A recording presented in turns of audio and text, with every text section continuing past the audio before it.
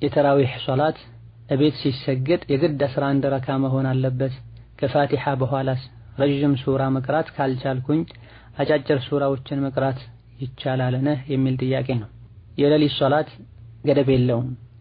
ነብዩ ሰለላሁ ዐለይሂ ወሰለም የሌሊት ሶላት ሁለት ረካ ነው ብለዋል። ሁለት ረካ የቻልነውን ያክል መስገድ እንችላለን። ነብዩ አለይሂ ሰላቱ ወሰላም ይሰግዱ የነበረው 11 አንዳንዴም 13 ነው። ሆኖም የቻላችሁትን ያክል ስገዱ ተብሏልና 2 ረካ ሰግዶ አንድ መጨረሻ ላይ ነጠላ ጨምሮ በ3 ማጠናቀቅ የፈለገ ሰው ይችላል። 4 ሰግዶ መጨረሻ ላይ አንድ ጨምሮ ማጠናቀቅ የፈለገ ሰውም ይችላል።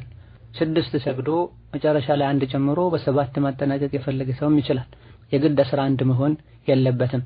እንደዚሁ ደግሞ ረጃጅም ሱራ መቅራትም የግድ አይደለም። የቻልነውን ያክል የምንችለውን ሱራ በሁሉም ረካ እየደጋገመን ብንቀራ ችግር የለውም። ቁርአን ይዞ መቅራት ካስፈለገም ሐፊዝ ላልሆነና ሱና ሶላት ለሚሰግድ ሰው ይዞ መቅራት ይችላል። ምንም ችግር የለውም። አምስተኛው